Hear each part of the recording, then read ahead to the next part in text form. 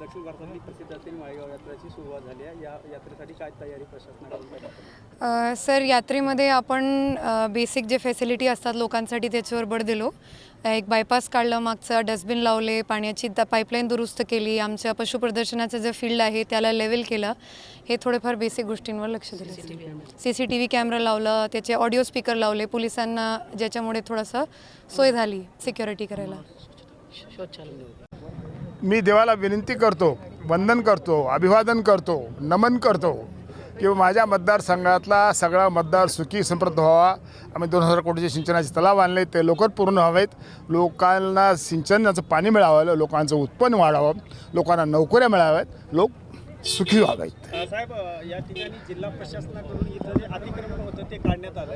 ते अतिक्रमणधारक जे आहेत इथल्या ज्या स्टॉलवाल्यांकडून किराया वगैरे घेतात असं आहे ते आता सांगितलं तर मी मॅडमला आणि कलेक्टरला दोघांना बोलेल.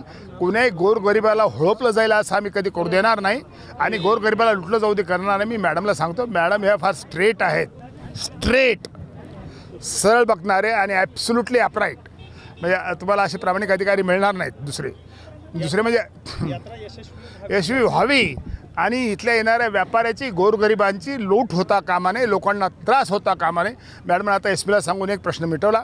आता जे कोण जास्त पैसे वसूल करत असतील ग्रामपंचायतचे तर मॅडम जरूर बघतील. ग्रामपंचायतकडनं घेतले जातात. इथले जे अतिक्रमणधारक आहेत ते दुकानदारांकडून त्याची अतिक्रमणधारक आहे, स्वतःची जागा आहे का? पहिले घेत होते, आता घेत असं नाही, त्याची स्वतःची जागा आहे का? नाही. मग ती पोलिसला सांगू आम्ही.